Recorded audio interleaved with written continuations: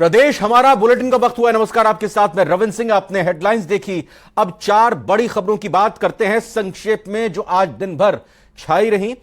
पहले उनको संक्षेप में बताते हैं। दरअसल जयपुर में आज जिस तरीके से बायोडायवर्सिटी की सौगात दी गई है वो बेहद ही महत्वपूर्ण है। ये इसलिए महत्वपूर्ण है क्योंकि जयपुर के कालवाड़ में प्रदेश के सबसे बड़े बायोडायवर्सिटी पार्क का लोकार्पण यूडीएच मंत्री शांति धारीवाल ने किया। इस दौरान कृषि मंत्री लालचंद कटारिया और वन मंत्री हेमाराम चौधरी भी मौजूद थे। करीब 100 एकड़ जमीन पर बने इस बायोडायवर्सिटी पार्क को जयपुर विकास प्राधिकरण और वन विभाग के सहयोग से तैयार किया गया। और इसके अलावा आपको यह भी बताना चाहेंगे कि जिस तरीके से ये बायोडायवर्सिटी पार्क की सौगात दी गई और ये अपने आप में एक बेहद सुखद पल इस तरीके से देखने को मिला, चाहे सत्ता पक्ष की बात हो या फिर विरोधियों की बात हो, सभी इसमें शामिल हुए, सभी उन्होंने शिरकत की। पार्क में कुल छोटे रनिंग ट्रैक कई सारे बनाए गए हैं। वन विभाग और जेडीए ने मिलकर इसको तैयार किया है। 100 हेक्टेयर से ज्यादा इसमें एक तरह से कहें कि एरिया मार्क किया गया है। कृषि मंत्री लालचंद कटारिया भी इस दौरान मौजूद रहे। वैज्ञानिकी कार्यों में उत्कृष्ट योगदान दे रहे। तो इसमें कई प्रकार के काम और होने बाकी है। साइकिल ट्रैक भी बनेगा, कुछ छोटे मोटे गेम्स भी यहाँ बच्चों के लिए खेलने के लिए हो जाए। सुबह सुबह बड़े बुजुर्ग आते हैं, योगा के 2-3 सेंटर और बन जाए, महिलाओं के लिए अलग से बन जाए, छोटे मोटे 1-2 शौचालय बन जाए। इस प्रकार मिला के वन विभाग ने बताया है कि यदि 10 करोड़ रुपए आप और मंजूर करते हैं तो इसका एक अलग वातावरण मिलेगा। कई प्रकार के पौधे इसमें पेड़ देखने जगह जगह अभी बताया आपने कि हर तरह का पौधा पेड़ यहाँ पर लगा हुआ है। मेरा एक सजेशन है कि देखिए, वैसे तो यहाँ पर पक्षी आते हैं और 100 प्रजाति के पक्षी को लिए बताया गया है कि 100 प्रजाति के पक्षी यहाँ पर आते हैं, लेकिन पक्षियों को चाहिए भोजन, और भोजन के लिए ये जरूरी है कि इसमें फ्रूट के पौधे भी लगाए जाएं। एंटी टेररिस्ट फ्रंट के अध्यक्ष एमएस बिट्टा का जोधपुर दौरा रहा। कनाडा मामले पर एमएस बिट्टा ने अपना बयान दिया। उन्होंने कहा कि हिंदू निकल जाओ बयान का जवाब मैं देता हूं, पहले भारतीय हूं फिर मैं सरदार हूं। उन्होंने कहा कि कनाडा सरकार खालिस्तानियों की सपोर्ट से बनी है। अकाल तख्त गुरुद्वारा प्रबंधक कमेटी को भी बोलना चाहिए।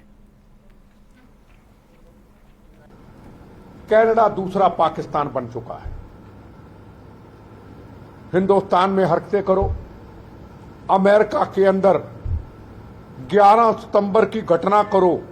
11 सितंबर प्लेन के जरिए जब ओसामा बिन लदेन ने घटना की थी, और फिर पाकिस्तान में छुप जाओ। पंजाब में बेगुनाहों का कत्लेआम करो, बहनों के सुहाग उजाड़ो, बच्चे यतीम करो, नार्को टेररिज्म फैलाओ, हथियार भेजो, पुलिस पकड़ने लगे बॉर्डर के जरिए, चल पाकिस्तान। ये कभी बराक ओबामा ने कहा था। पाकिस्तान आतंकवाद की बहुत बड़ी फैक्ट्री है और वो साबित हुई। विधायक मदन दिलावर के बेटे पवन दिलावर ने बीजेपी कार्यकर्ता के थप्पड़ मारा था, जिस पर अब कार्रवाई करते हुए पुलिस ने पवन दिलावर समेत 3 लोगों पर केस दर्ज कर जांच शुरू कर दी है। आपको बता दें कि विधायक के बेटे ने कोटा में बीजेपी की परिवर्तन यात्रा के दौरान एक कार्यकर्ता को थप्पड़ रसीद कर दिया था, जिसके बाद पीड़ित ने पवन दिलावर समेत अन्य आरोपियों के खिलाफ शिकायत दर्ज कराई थी। तो कल का यह वाकया परिवर्तन यात्रा में जब युवक को थप्पड़ मारा गया था। मदन दिलावर विधायक हैं बीजेपी के, उनके बेटे पवन दिलावर ने थप्पड़ मारा था और जो पीड़ित था उसने शिकायत दर्ज की। पुलिस ने मामला दर्ज कर लिया है।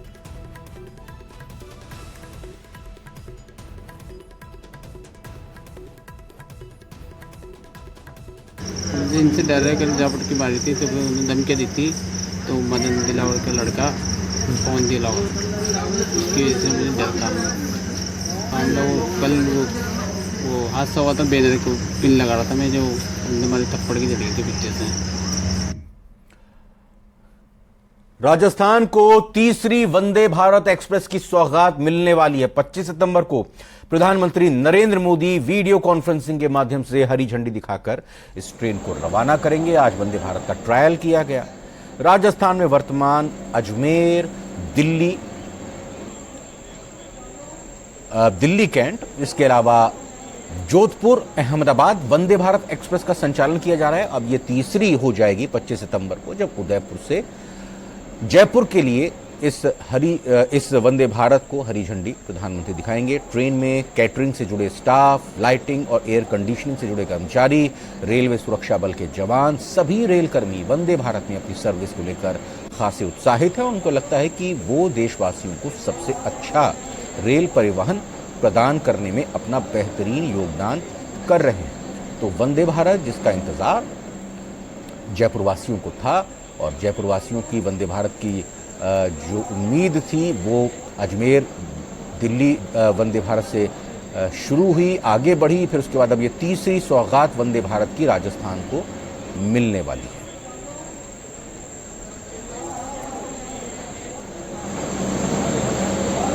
तो ट्रायल रन आज किया गया और ये देखा गया, परखा गया कि हर पैमाने पर, हर कसौटी पर क्या खरी उतरती है।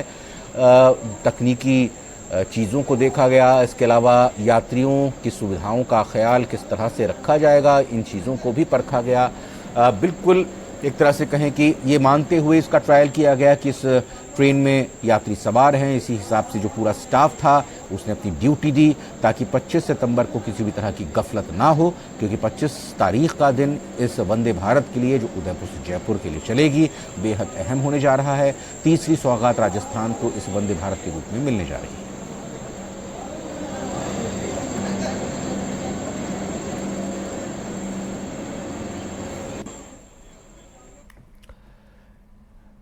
शनिवार को जयपुर के सेंट्रल पार्क में बनी गांधी वाटिका का लोकार्पण किया जाएगा। शाम करीब 4 बजे होने वाले इस लोकार्पण कार्यक्रम में सीएम अशोक गहलोत के अलावा राहुल गांधी और कांग्रेस अध्यक्ष मल्लिकार्जुन खड़गे भी शामिल होंगे, जिसके बाद जयपुर में सुरक्षा व्यवस्था बढ़ा दी गई है। गांधी वाटिका के लोकार्पण समारोह में देश भर के करीब 350 से ज्यादा अतिथि शामिल होने जा रहे हैं।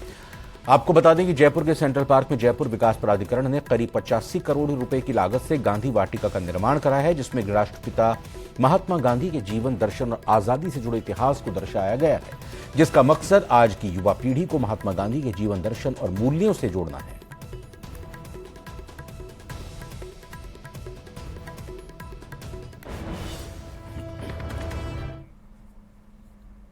जालौर सिरोही के सांसद देवजी पटेल ने नारी शक्ति वंदन अधिनियम संसद से पारित होने पर विपक्ष पर हमला करते हुए कहा कि विपक्ष लंबे समय तक सत्ता में था, लेकिन उन्होंने महिला आरक्षण के लिए कोई कदम नहीं उठाए। वहीं उन्होंने कांग्रेस की एकजुटता पर भी सवाल उठाए। साथ ही राज्य में बीजेपी की प्रचंड बहुमत की सरकार आने का भी दावा किया। इसी मुद्दे पर हमारे संवाददाता लखवीर सिंह शेखावत ने देवजी पटेल से खास बातचीत की। सांसद ने क्या कुछ कहा, आइए आपको सुनाते हैं। मजबूत होंगी। हालांकि महिलाओं के मन में भी ये प्रश्न है कि जब पारित हो गया है तो लटकाया क्यों जा रहा है, जल्द से जल्द शक्ल दे देनी चाहिए। 5 राज्यों में चुनाव है, फिर लोकसभा के चुनाव है, इसी बार इसको शक्ल दे दिया जाए। नहीं, उसका भी जवाब देखिए, लोकसभा और राज्यसभा में दोनों जगह पे दे दिया है कि अगर इसको अभी पारित करके जो रखा है उसको अभी का अभी अगर लागू करेंगे तो इसको सुप्रीम कोर्ट में भी चुनौती मिलेगी। और जनगणना जो होनी है वो जनगणना और उसके बाद में जो इसके पूरे प्रोसेस होने हैं वो प्रोसेस के बिना आप उसको लागू कैसे करोगे। आज पास हुआ है तो अभी ये 24 में, मान लीजिए कि अभी ये 23 में लागू नहीं होगा, लेकिन कम से कम ये तो पक्का निश्चित हो गया कि भैया अगला चुनाव, इसके बाद का चुनाव है उसमें 100% ये लागू होगा। ये तो कंफर्म तो हुआ। सवाई माधोपुर के विधायक दानिश अबरार के खिलाफ सार्वजनिक रूप से ये नारे लगे हैं कि पायलट के गद्दारों को गोली मारो। जो दावा करती है कांग्रेस पार्टी की अब सब कुछ सुलझा लिया गया है, अब दोनों नेता एक जाजम पर हैं और एकजुटता है। किस प्रकार से देखते हैं इस प्रकार का विरोध झेलना पड़ा है गुर्जर समाज के युवाओं का, क्योंकि वो सीएम के खेमे में है। देखिए, ये इन्होंने जो गठबंधन जो बना है उस गठबंधन की बात लीजिए या इनकी पार्टी की बात लीजिए, हर जगह पे इनके अंदर इतनी गुटबाजी है जिस गुटबाजी से ये उलझे हुए हैं। आपने देखा होगा इसके पहले भी सरकार होटलों से चल रही थी। इन्होंने बीच में एक लोगों को भ्रमित करने के लिए ये इनके कार्यकर्ताओं को भ्रमित किया कि भाई हम एक हो गए हैं, लेकिन आज ये जो ऐसे नारे जो दे रहे हैं उससे जग जाहिर हो गया है कि आज भी इनके अंदर की जो दूरियां हैं वो दूरियां मिटी। कैमरा पर्सन संजीव वर्मा के साथ लखवीर सिंह शेखावत, न्यूज 18 दिल्ली। चूरू के रतनगढ़ तहसील के गांव पायली में आज सुबह दिल दहला देने वाली घटना घटित हुई। एक पति ने अपनी पत्नी पर कुल्हाड़ी से आधा दर्जन के करीब वार करके घायल कर दिया और उसके बाद खुद ट्रेन के आगे छलांग लगाकर खुदकुशी कर ली। घटना के बाद गांव में शोक की लहर दौड़ गई है। जानकारी के मुताबिक पायली गांव में 25 वर्षीय विमला और उसके पति छगनाराम मेघवाल के बीच किसी बात को लेकर घरेलू झगड़ा हो गया था। देखते ही देखते झगड़ा इतना बढ़ गया कि छगनाराम ने अपनी ही पत्नी पर कुल्हाड़ी से ताबड़तोड़ वार कर दिया, उसे गंभीर रूप से घायल कर दिया। घायल को रतनगढ़ के जिला अस्पताल में भर्ती करवाया गया है, जहां पर उसकी हालत गंभीर होने पर डॉक्टरों ने उसे बीकानेर रेफर कर दिया है। घटना के बाद छगनाराम मौके से फरार हो गया। रतनगढ़ बीकानेर ट्रैक पर गांव में बने पुलिया के पास ट्रेन के आगे छलांग लगाकर खुदकुशी कर ली। सूचना पर राजल देसर पुलिस जिला अस्पताल और मौके पर पहुंची, घटना की जानकारी ली। हादसे के बाद मौके पर लोगों की भीड़ इकट्ठा हो गई।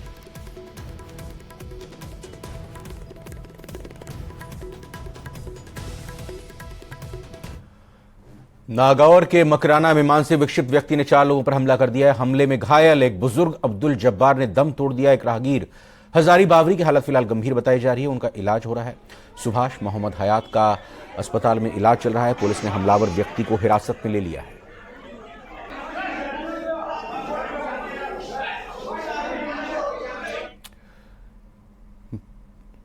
भीलवाड़ा के रायला में चाकूबाजी वारदात से हड़कंप मच गया। दोस्त ने दोस्त को चाकू से गोद डाला। होटल के बाहर चाय पीने को लेकर कुछ विवाद हुआ, फिर उसके बाद चाकू से अपने दोस्त को गोद दिया। मामूली विवाद के बाद चाकू मारकर आरोपी मौके से फरार भी हो गया। गंभीर रूप से घायल युवक को अस्पताल में भर्ती कराया गया है।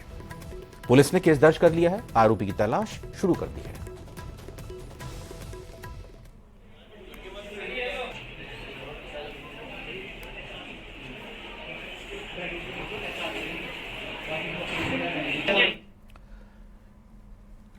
हरियाणा में हुई हिंसा के साथ ही नासिर जुनैद हत्याकांड मामले में गिरफ्तार किए गए मोनू मानेसर को आज कड़ी सुरक्षा के बीच प्रदेश के सबसे सुरक्षित हाई सिक्योरिटी जेल में शिफ्ट किया गया है। मोनू मानेसर को कड़ी सुरक्षा के बीच भरतपुर की जेल से अजमेर की हाई सिक्योरिटी जेल में लाया गया और इस दौरान हथियारबंद पुलिस के जवान और जेल सुरक्षा के जवान मौजूद रहे। कड़ी चेकिंग और सुरक्षा के बीच प्रदेश की सबसे सुरक्षित हाई सिक्योरिटी जेल में मोनू मानेसर को रखा गया। गौरतलब है कि हरियाणा पुलिस ने आरोपी मोनू मानेसर को गिरफ्तार किया था, जिसके बाद उसे भरतपुर की जेल में शिफ्ट किया गया था। आज इसी कड़ी सुरक्षा के बीच अजमेर जेल में उसको शिफ्ट किया गया।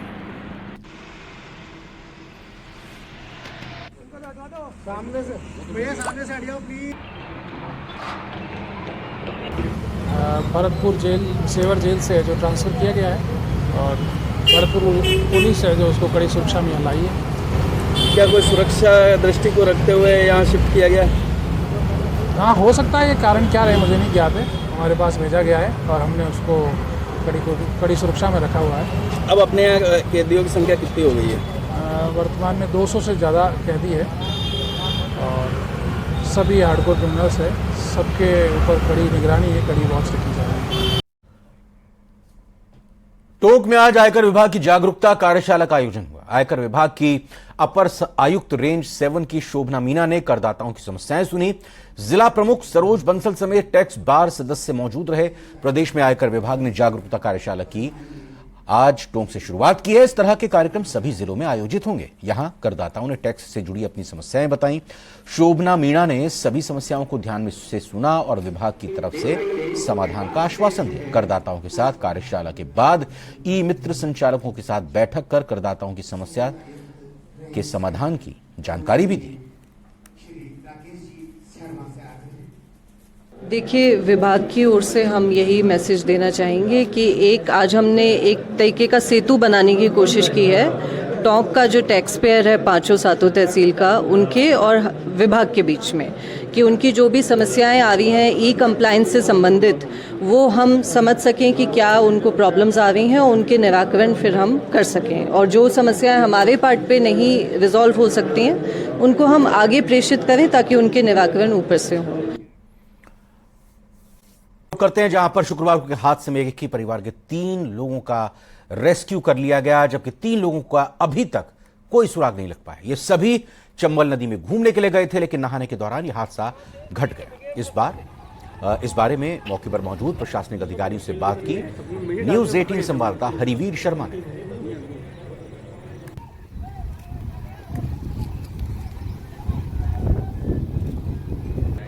चंबल नदी पर घूमने आए 6 लोगों बह गए हैं और यहाँ पर आप देख सकते हैं कि अभी भी यहाँ पर रेस्क्यू अभियान जो चलाया जा रहा है। यहाँ पर हमारे साथ यहाँ जो प्रशासन है यहाँ पर पहुँच चुका है और जो 6 लोग थे इनमें से 3 लोगों को बाहर निकाल लिया गया है और 3 की अभी तलाश की जा रही है। हमारे साथ यहाँ पर जिला कलेक्टर हैं, वो हमारे साथ मौजूद है, यहाँ से ही जानेंगे। सर, रेस्क्यू अभियान चलाया जा रहा है सर? हाँ, चल रहा है। SDRF टीम काम कर रही है और सिविल डिफेंस वाले भी यहाँ मौजूद हैं। सर, कितने लोग बहे हुए थे इसमें? कुल मिला के 6 बहे थे, तो 3 का तो रेस्क्यू हो गया है और 3 अभी मिसिंग बताए जा रहे हैं, तो 3 को तलाश कर रहे हैं हम। सर, ये कहाँ के लोग थे? ये एक ग्वालियर का है, एक बाड़ी का है, एक धौलपुर का है, ऐसी जानकारी मिली है हमको। जी, तो हमारे साथ SP मनोज कुमार जी हैं, वो उनसे भी जानने की कोशिश करेंगे। सर, जो रेस्क्यू अभियान चलाया जा रहा है, कितने लोग डूबे थे और कितने जो बाहर निकाल लिए गए? 6 लोग डूबे थे और उसमें से 3 को हमारी पुलिस और पब्लिक के सहयोग से निकाला है। हमारे 2 कांस्टेबल्स ने बहादुरी दिखा के एक नाव को ले जाके और उन फंसे हुए लोगों को निकाला है। बाकी 3 बह गए हैं जिनकी तलाश की जा रही है। तलाश के लिए SDRF और सिविल डिफेंस और लोकल पुलिस और जो जनता है सबका सहयोग लिया जा रहा है, लेकिन पानी का बहाव तेज है और अभी तलाश में सफलता नहीं मिली है, कोशिश जारी है। राजसमंद में एक वीरांगना अपने हक के लिए पिछले 35 सालों से संघर्ष कर रही है। आलम यह है कि कांग्रेस नेता राहुल गांधी के आश्वासन और मुख्यमंत्री अशोक गहलोत के भरोसा दिलाने के बाद भी वीरांगना को उसका हक नहीं मिल पाया है। सिरोला गांव निवासी लेफ्टिनेंट नायक ओंकार सिंह ने 1984 में ऑपरेशन ब्लू स्टार के दौरान आतंकियों से लोहा लेते हुए शहादत प्राप्त की थी। सरकार के शहीद पैकेज के अनुसार ओंकार सिंह की वीरांगना फूलन देवी को 25 बीघा जमीन देने की घोषणा भी की गई थी, लेकिन करीब 35 साल गुजरने के बाद भी आज तक वीरांगना सरकारी कार्यालय के और नेताओं के दर पर अपना हक मांगने के लिए चक्कर काटती जा रही है। में शहीद हुई गई वहाँ लड़ाई में, फिर भी कोई नहीं कर दे रहा है लड़ाई जमीन को। 37 साल हो गया, लड़ दौड़ता हूँ, कतरे चक्कर काट दिया था, फिर भी नहीं जमीन, फिर लिख दे दिया बीकानेर मिले जमीन, अठा नहीं मिले। बेटा जमीन ले तो करें मतलब लेना sama देवगुड़ तो भीम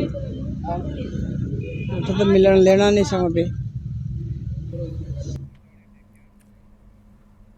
और इसी खबर के साथ प्रदेश हमारा के बुलेटिन में इतना ही। आप बने रहिए न्यूज़ 18 राजस्थान के साथ।